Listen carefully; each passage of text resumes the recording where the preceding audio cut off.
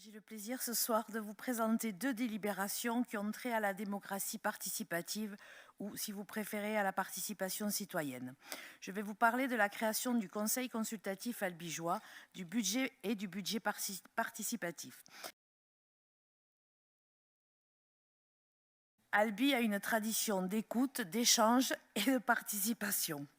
La ville a ainsi progressivement développé et proposé des démarches et dispositifs permettant aux Albigeois d'intervenir directement sur leur vie quotidienne et de décider des priorités d'intervention, notamment pour l'avenir de leur quartier.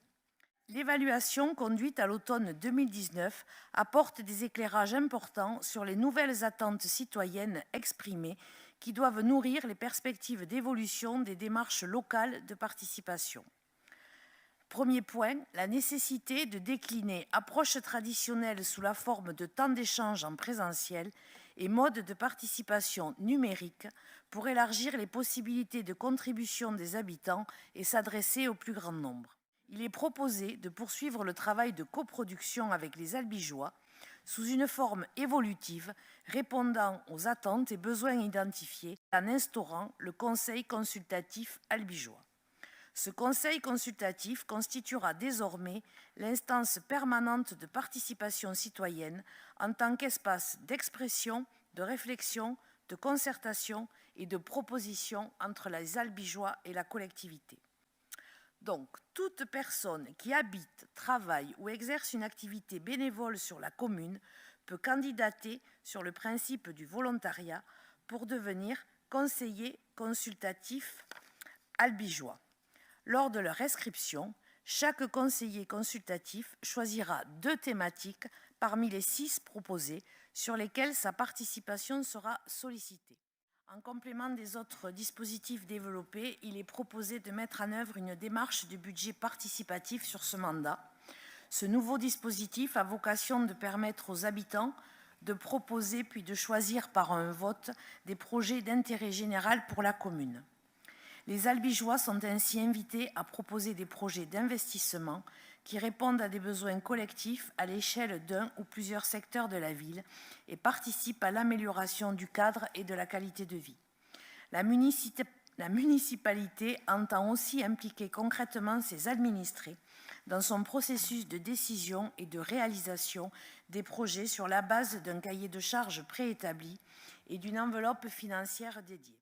En 2005, j'étais président d'association et je me rappelle de Michel Franck qui était adjoint à la vie des quartiers et qui avait lancé cette démarche et nous avait associé les présidents d'asso en nous parlant de cette idée de faire participer avec les conseils de quartier. Moi, je suis maintenant un vieux républicain et je suis un peu comme vous, Monsieur Cabrolier. Je crois à la démocratie représentative, bien entendu. Alors, même si ce n'est pas le meilleur, c'est certainement le moins mauvais des systèmes pour prendre des décisions ensemble, pour assurer la redistribution, pour parler de fiscalité et pour parler d'aménagement du territoire, notamment nous, les élus municipaux. Je voulais vous répondre, Monsieur Cabrolier, que bien entendu, je n'avais aucune intention de remplacer la démocratie représentative par la démocratie participative. Et puis, si vous avez vu dans la délibération, à un moment donné, on dit qu'on demande aux conseillers consultatifs d'émettre des avis sur des projets initiés par la ville soumis à la consultation.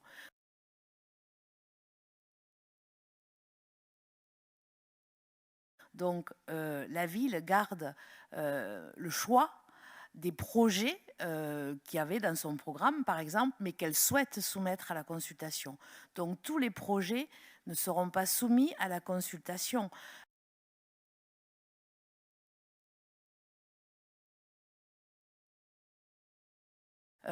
J'ai répété plusieurs fois que c'était lié à leur cadre de vie, donc à l'amélioration de la qualité de leur cadre de vie.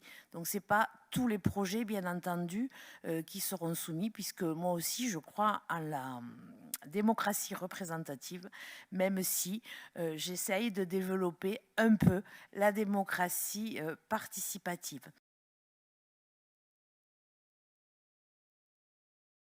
Quoi que nous fassions, quoi que nous décidions, c'est le conseil municipal, in fine, qui est l'instance délibérante et qui a le pouvoir délibérant. Rien ne se décide sans que ça passe par le conseil municipal.